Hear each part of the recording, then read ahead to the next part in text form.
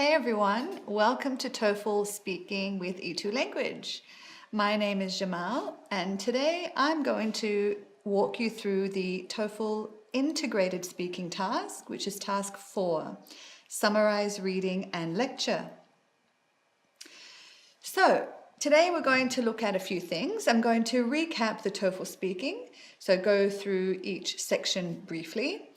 I'm then going to describe to you what the Summarize Reading and Lecture task is all about, then walk you through the requirements and give you a practice task to complete. After the practice task, you can compare your practice to my sample, and then I'm going to go through an evaluation. So just explain to you what the TOEFL examiners are listening for in your speaking.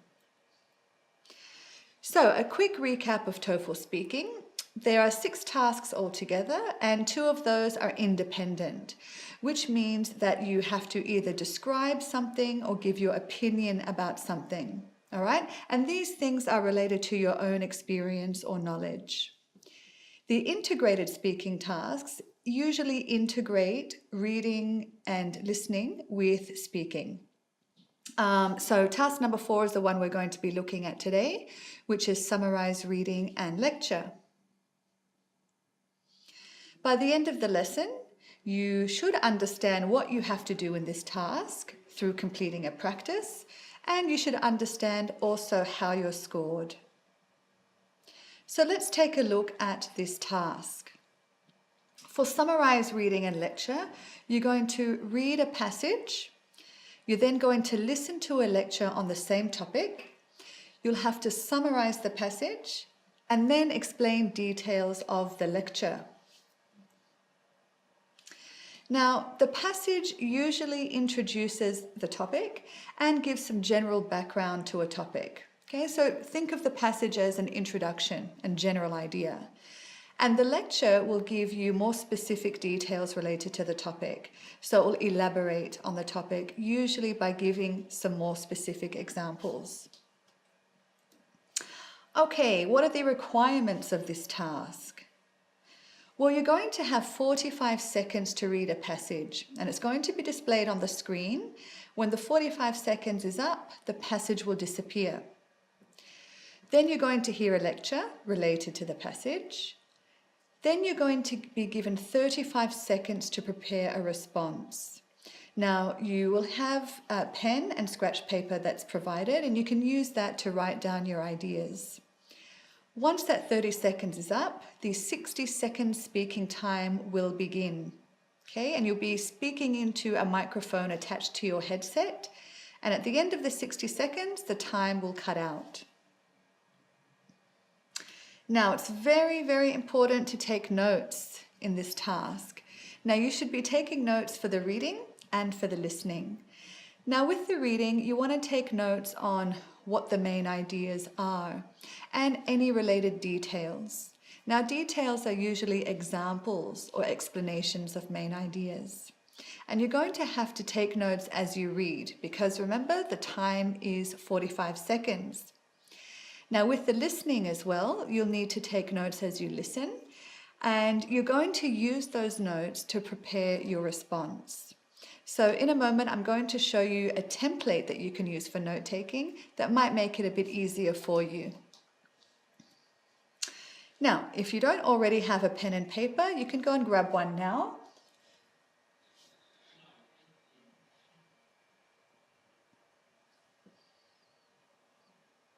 Okay, let's take a look at note-taking. I've prepared here a note template. Now, this is useful because it helps to divide the ideas between main ideas and details. So using your scratch paper, you can create 2 columns. Now, in column 1, or the left side column, are the main ideas. Now, I've numbered them, and this is a clue to you for when you see the reading passage in a moment, that there are 2 main ideas in the reading passage. Now, as I said, the details are usually examples related to the main ideas. Now, at the top of your notes there, you can add your reading topic once you're presented with the passage. Okay, time to practice reading and note-taking. So, I'm going to display the passage. Get your pen and paper ready. You have 45 seconds. And your time starts now.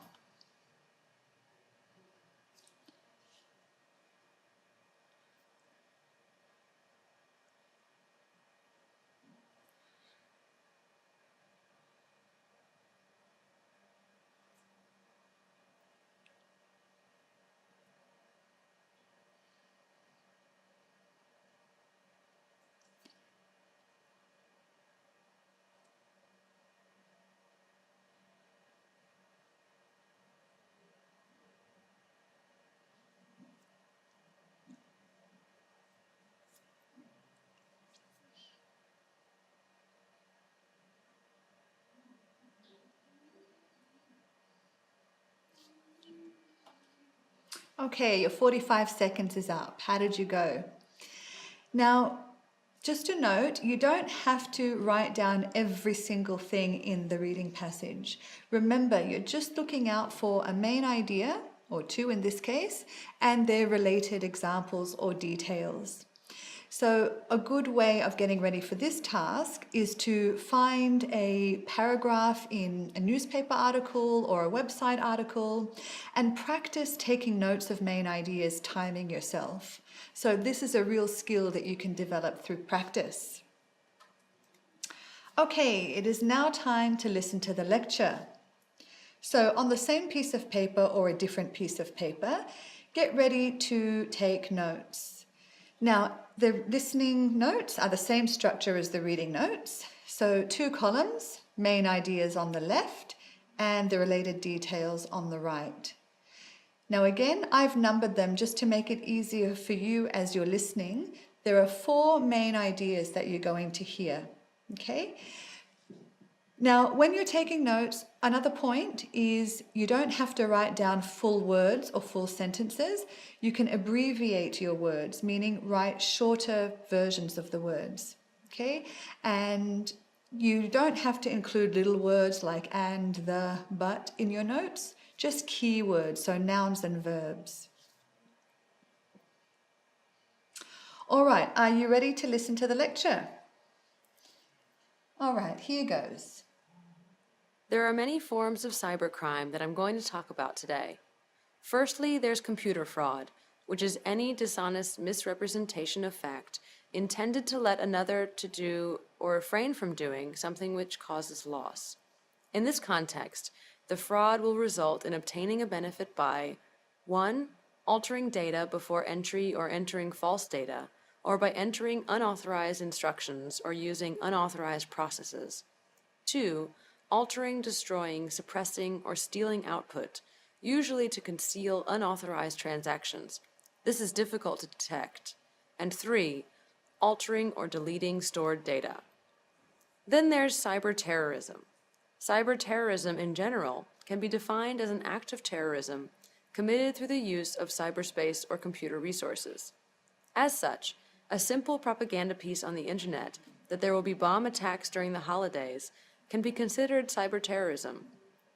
There are also hacking activities directed towards individuals, families, organized by groups within networks, tending to cause fear among people, demonstrate power, collecting information relevant for ruining people's lives, robberies, blackmailing, etc. Cyber extortion is the next type.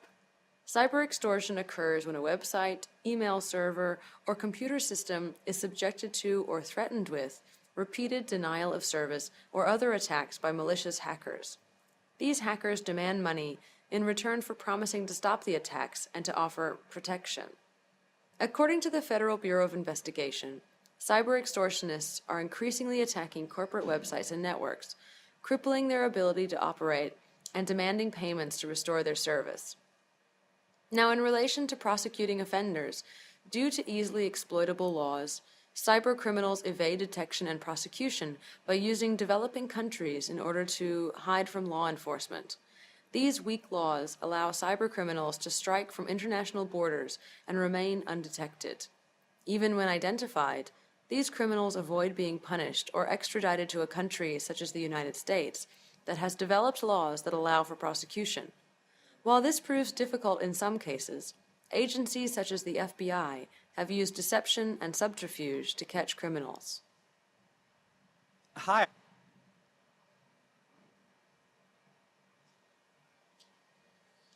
Okay, how did you go with the lecture? So once the lecture is finished, you'll then be given a prompt, which is going to be displayed on your screen, and you'll also hear somebody reading the prompt as well. So here's an example of what you might see. Explain cybercrime and how the examples used by the professor illustrate this concept. So you're going to be explaining the main idea that was presented in the reading passage, and then you're going to be giving the examples used by the lecturer. So you're going to have some time to prepare. What you should be doing in this time, in the preparation time, is organizing your notes. So you want to use the information in your notes to prepare your response. So the first thing you want to do is to introduce the passage. What's the passage about? What's the general idea or concept? So in this case, the passage is about cybercrime, and it gives a brief definition of cybercrime, right? So that's the passage. The next thing you want to do is introduce the lecture. So how does the lecture elaborate on the passage? It does so by giving extra details and giving different examples of cybercrime. So you've got 30 seconds to take your notes and use them to compile a brief plan of your presentation. I'm going to give you 30 seconds. Your time starts now.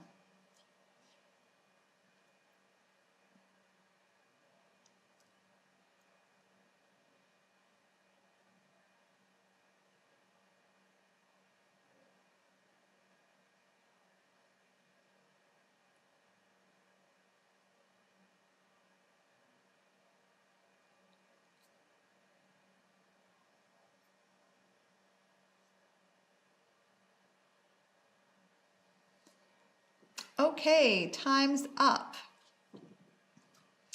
All right, I'm going to give you a chance now to speak your response. So you have taken reading notes, you've taken listening notes, you've used those notes to prepare a brief plan of your presentation. Now I'm going to give you some time to speak. So the best way to practice speaking is to actually speak out loud. All right, so you've got 60 seconds to speak your response, and your time starts now.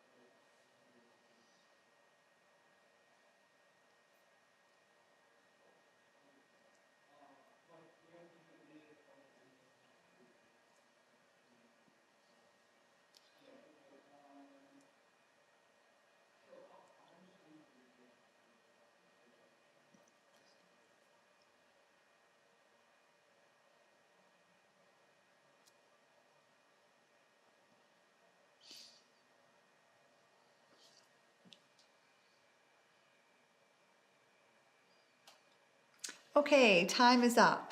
How did you go? Now, just a couple of things here. At 60 seconds, the time is going to run out. So you want to make sure that you've given a full and complete response. Now, if you finish a bit before time, it's okay. You're not really going to be penalized for finishing early, but you will be penalized for not giving a complete response. That means if your response is short because you haven't included all of the main ideas, then you might be penalized, okay? But if you've included all of the main ideas and the main details, and you've given a clear and complete response, but still finished just before 60 seconds, it's okay. All right, I'm going to give you now a sample response. So you're going to get to hear mine. But before that, I'm going to show you my notes, and you can compare your notes to my notes. So here were my reading notes. The topic was cybercrime, and I identified two main ideas: computer crime and a definition of cybercrime. So what is computer crime? Well, it involves computer and network, and a computer is used in the crime, or it can be the target of the crime. Then the reading passage gave us a definition of cybercrime, and it defined it as offences against individuals or groups to cause physical or mental harm using telecommunication networks, and it's a threat to people and nations. Now, as you can see, I haven't used full words here, so physical I shorted to phys and mental to ment and people to PPL. So these are abbreviations. They can help me save time as I'm note-taking. Now, my lecture notes. My lecture notes were about types of cybercrime. So I had 3 types of cybercrime, and then at the end, the lecturer also talked about prosecuting cybercrime. So the first type was computer fraud, and this consists of altering data, stealing data, or deleting data. So these are the examples of computer fraud. Then we had cyber terrorism, and examples included terrorism through a computer, propaganda, hacking, fear, blackmail. The third type of cybercrime was cyber extortion, and this consists of denial of service or extortion, hackers demanding money, or attacks on corporate websites. So these were the 3 types, and these were the details related to those types. And the fourth point was prosecution. And usually people evade prosecution. Developing countries have weak laws, they avoid extradition, and are difficult to catch. So as you can see, dividing my notes into 2 columns like this really helps me to define and identify the ideas. My preparation. So I take my 2 sets of notes, and I'm going to use them to create a little plan for my presentation. So passage, computer crime, computer networks, computers used or targets, physical mental harm to people or nations. So this is what I'm going to talk about in relation to the passage. In relation to the lecture, here are my 4 ideas, and here are the details related to those ideas. Okay, and I've taken all of these from my notes, and now I'm going to use them to speak my response. Okay, so here we go. The passage introduces the concept of cybercrime. It defines cybercrime as crime done through a computer network. This could be done using a computer or to target someone else's computer, and it's done to cause physical or mental harm to people or nations. The lecture sheds more light on cybercrime by defining 3 different types. First, computer fraud is done to alter, steal, or delete data. Second, cyber terrorism involves propaganda, fear, hacking, or blackmail. Third, cyber extortion involves denial of service, extortion, demanding money, or attacks against corporate websites. According to the lecture, it's very difficult to prosecute cyber criminals because of weak laws in developing countries. Also, cyber criminals in these countries avoid extradition, which makes it hard to prosecute them. Okay, so there was my sample response. Let's take a look now at an evaluation. So this is what is used, a rubric, is what is used by examiners to assess your speaking. Speaking is assessed out of a score of 4. Now, to get a 4, your delivery needs to be fluid and well-paced. Fluid meaning no stops and starts, okay? You want to avoid long pauses. And well-paced meaning you're not speaking too quickly and you're not speaking too slowly. Delivery also includes pronunciation, so you should pronounce your words clearly. Next is language use. So this is related to grammar and vocabulary. So you want to use effective grammar structures and effective word choice. Topic development. This is related to the progression of your ideas so that your ideas progress in a logical order. Firstly, secondly, thirdly, as you would have heard as I was presenting my sample, I used these in order to add some cohesion and coherence to my presentation. You also need to include appropriate details, okay? And you're going to get these from your notes. So you can see why it's so important, to take notes in the reading and listening. Okay, thank you so much, everyone. It was a pleasure. For all your exam preparation needs or anything to do with TOEFL, you can visit us at www.e2language.com. Thank you. See you next time.